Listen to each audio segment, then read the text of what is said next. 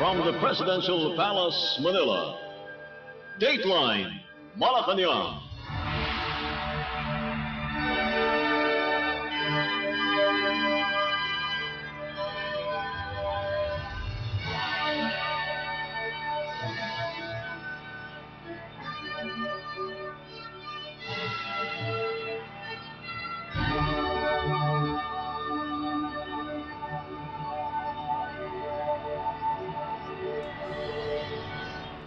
Good day. This is Dateline Malacañang. Philippine President Ferdinand R. Marcos Jr. on Monday administered the oath of office to the newly promoted generals and flag officers of the Armed Forces of the Philippines, or AFP, in a ceremony at the Ceremonial Hall in Malacañang Palace. In his speech, the President reminded the newly promoted generals and flag officers that there is much more to do, missions to be accomplished, and service to be rendered to the people that they have sworn to protect with their lives. The Chief Executive added that the load or burden they carry on their shoulders is the hope of every Filipino. Taking their oath before the Commander-in-Chief are 39 newly promoted AFP generals and flag officers, marking a significant moment in their careers and service to the nation. Let's listen to the speech of Philippine President Ferdinand R. Marcos Jr.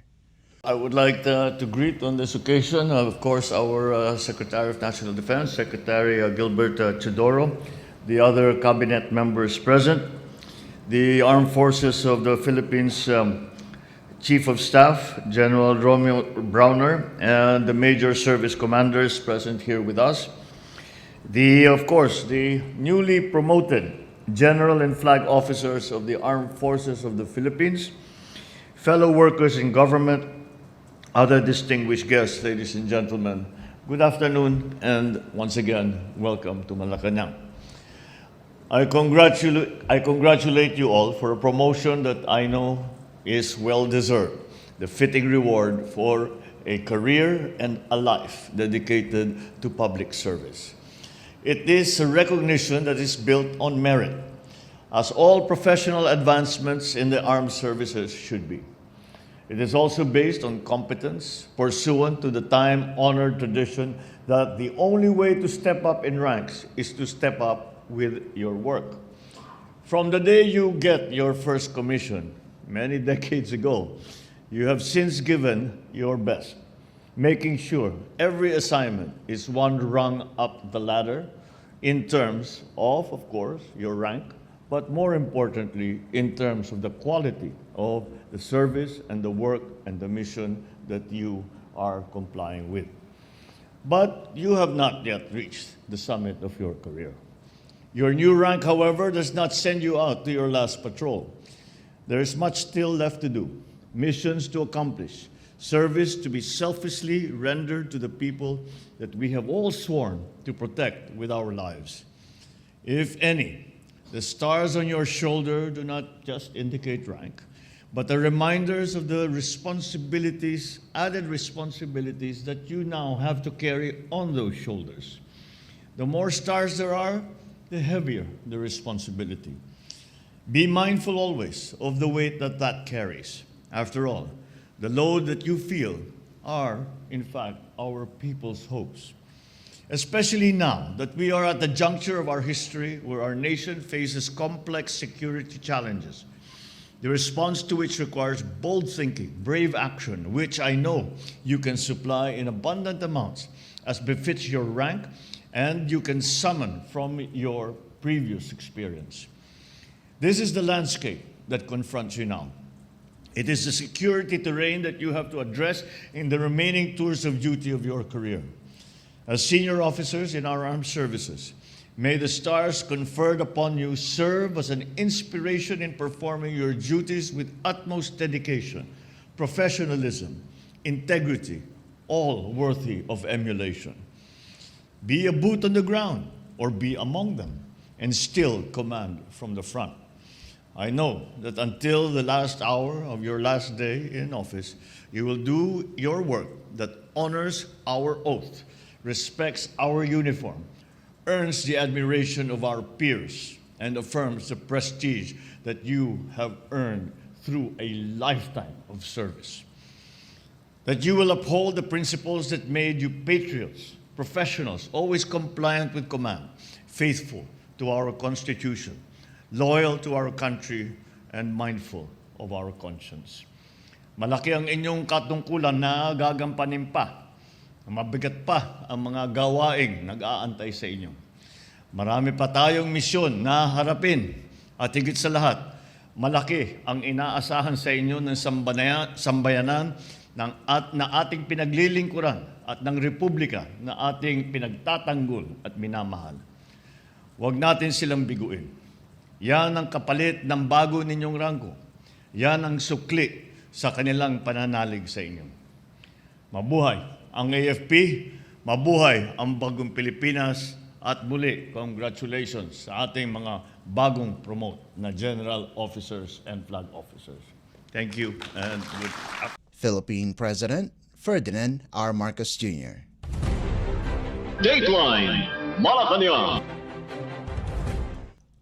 Philippine President Ferdinand R. Marcos Jr. on Monday led the second quarter command conference of the Philippine Air Force, or PAF, at the Villamor Air Base in Pasay City. According to Presidential Communications Secretary Cheloy Garafil, the President was briefed on the recent activities, plans, and proposed projects of the PAF. Secretary Garafil added that the Chief Executive gave his guidance and instructions on some of the proposed programs to further strengthen the PAF as it defends the country's sovereignty, territory, and development. The Commander-in-Chief was accompanied by high-ranking defense and security officials, including Defense Secretary Gilberto Chodoro Jr., Armed Forces of the Philippines, or AFP Chief of Staff Romeo Bronner, and PAF Commanding General Lieutenant General Stephen Pareño. Also in the meeting were Executive Secretary Lucas Bersamin and Special Assistant to the President Anton Lagdameo. In a statement, General Pareño said, senior headquarters PAF staff officers, as well as Air Force unit commanders, provided insights and recommendations to the President on ways to further strengthen the country's air power capability to effectively guard and defend our nation from various emerging security challenges, including enhancing our capabilities for disaster response. The AFP's Air Wing also expressed its appreciation to the President for personally leading the command conference. Dateline Malacañang. Philippine Department of National Defense, or DND Secretary Gilberto Chodoro ordered all agencies involved with Task Force El Niño to start its preparations for the La Niña phenomenon as directed by President Ferdinand R. Marcos Jr. Chodoro said that based on the outlook of the Philippine Atmospheric Geophysical and Astronomical Services Administration, or PAGASA, La Niña is expected to stay in the country in the months of June, July, and August. According to the DND chief, while the El Niño phenomenon is about to end, now is the right time to prepare for La Niña, which is expected to bring more than expected rains in the country. The DND Secretary directed the members of the task force to prepare for steps to mitigate the effects on lives and property. Meanwhile, Task Force El Niño spokesperson, Communications Assistant Secretary Joey Villarama reminded that even though El Nino will soon be over, the remaining weeks of the month of May will still be critical and ask the public to save water, energy, and food. Dateline Malacañang. In a related story, the Philippines Department of Agriculture, or DA, remains positive that the agricultural sector will still reach its target production on rice this year despite the threats of La Nina.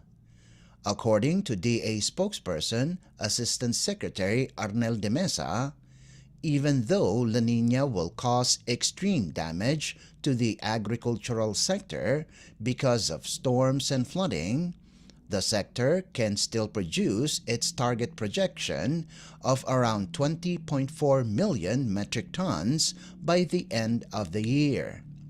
The DA is also expecting damage to the agricultural sector to be only around 500,000 to 600,000 metric tons.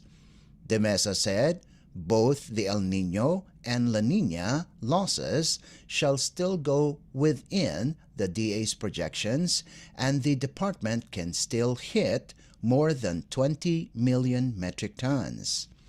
Based on the latest data from the DA, around 60,000 hectares of farmland was affected by El Nino, which has a total volume loss of more than 100,000 metric tons.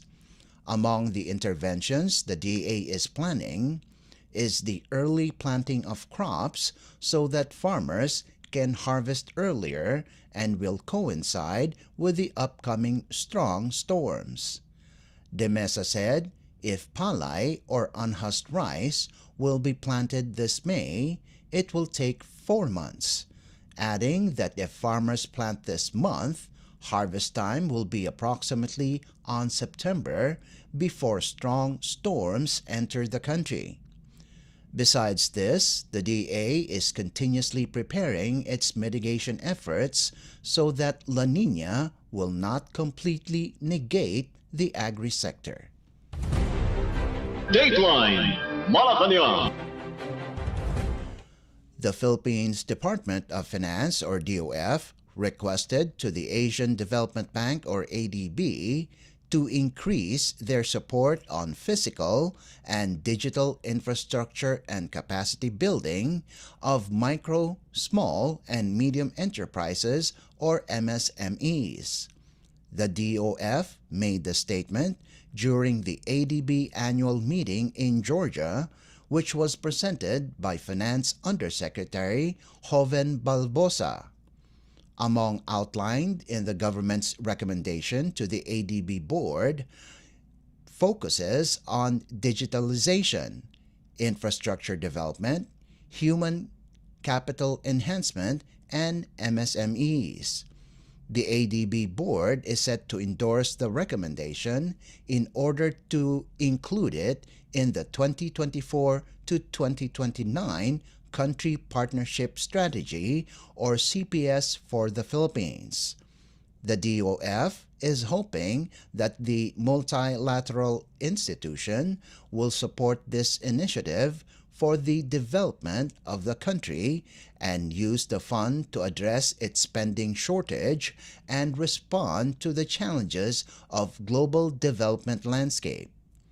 Based on data as of 2023, the ADB is the second largest official development assistance, or ODA, partner of the Philippines, amounting to $11.4 billion. Dateline Malacañang. The Philippines Department of Migrant Workers, or DMW, is closely monitoring the situation in parts of West Sumatra in Indonesia due to reports of widespread flooding and mudslides caused by continuous rains.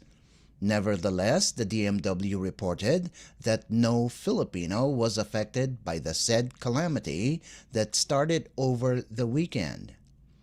According to the DMW, The Migrant Workers Office, or MWO, in Singapore is coordinating with the Philippine Embassy in Jakarta as well as the Filipino community there to monitor the situation. Based on data from the embassy, about 199 overseas Filipino workers, or OFWs, and one non-worker lives in the affected province, while a total of 6,087 lives and works in Indonesia. The National Disaster Management Agency of Indonesia is continuously conducting its search and rescue operations of reports of people missing. Local reports said 40 people have died while an unconfirmed number of people are still missing due to the cold lava flood of Mount Marapi in West Sumatra. The West Sumatra Regional Disaster Management Agency said the cold lava flood was triggered by heavy rain over the past few days. Indonesian government agencies report the Agam and Tanah Datar districts near Padang in West Sumatra are the worst hit areas. Dateline Malacañang. The Philippines Department of Foreign Affairs, or DFA, on Monday said it would look into reports of illegal and unlawful activities by diplomats. In a statement, the DFA said, while foreign diplomats accredited to the Philippines are accorded the necessary liberties to conduct their duties, they are expected to conduct their diplomatic activities with the highest standards of integrity and professionalism in pursuit of common interests and mutually beneficial outcomes. Saying the Philippine government is a strong advocate of rules-based governance, the DFA said the country is firm and united in respecting and upholding the rule of law in both the domestic and international environment. The DFA released the statement after Defense Secretary Gilbert Chodoro Jr. and National Security Advisor Eduardo Año called on the agency to take appropriate actions against individuals from the Chinese embassy in the country for potentially violating the Anti-Wiretapping Act and breaching diplomatic protocols and conventions. The Chinese embassy has released a recording of an alleged phone call with Armed Forces of the Philippines, or AFP, Western Command, or WESCOM Chief Vice Admiral Alberto Carlos about the new model arrangement on the Ayungin Shoal. Earlier, the Chinese embassy claimed that it had a consensus with some representatives of the current administration, in addition to former President Rodrigo Roa Duterte's gentleman's agreement with Beijing on the West Philippine Sea. Dateline Malacañang. Israel has expressed its interest in strengthening the partnership between the Philippines and the Middle Eastern country in the sectors of innovation and technology. In his recent visit to Department of Finance, or DOF Secretary Ralph Recto, Israel Ambassador to the Philippines Ilan Fluss and the finance chief discussed areas of cooperation between the Philippines and Israel. Among the topics discussed were the cooperation on digitalization, particularly on tax and customs administration, agricultural technology, flood control systems, healthcare, cybersecurity, and technologies on anti-smuggling. The two officials agreed on potential collaboration for the Self-Reliant Defense Posture, or SRDP bill, which is currently under deliberations at the Senate. The strong bilateral trade between the two countries is worth 532 million US dollars this 2023. Dateline Malacañang. The Philippine Atmospheric, Geophysical, and Astronomical Services Administration, or PAGASA, said the onset of the rainy season may happen during the first half of June. PAGASA weather specialist Benison Estarreja said afternoon rain showers and thunderstorms have been prevalent, signaling the imminent arrival of the rainy season in the coming weeks. Based on PAGASA's climatological records, he said, the rainy season is likely to commence within the first 2 weeks of June. The rainy season in the Philippines typically begins between the end of May and the first half of June. In 2023, the rainy season began on June 2nd. Meanwhile, PAGASA said 40 areas may still experience a heat index that is considered dangerous on Tuesday. Highest heat indices will possibly be experienced in Dagupan City, Pangasinan Province, that could reach 47 degrees Celsius, while it may reach 46 degrees Celsius in Virac in Catanduanes Province and Pili in Camarines Sur Province. The National Capital Region, or NCR, may also reach dangerous levels of heat indices varying between 42 degrees Celsius and 43 degrees Celsius. PAGASA added that warm and humid weather will persist across most of the country, with a higher chance of afternoon rain showers or thunderstorms throughout the archipelago. Dateline Malacañang. Before we conclude our program, we would like to invite everyone to come and visit our Facebook page and YouTube channel at Radyo Pilipinas World Service. You will be able to hear and view our Filipino and English programs, including news updates here in the Philippines. Kindly subscribe, like, and share our posts as well. And that concludes this edition of Dateline Malacañang. For Radyo Pilipinas World Service, this is Leo Magpayo. Good day. From the Presidential Palace, Manila, Dateline Malacañang.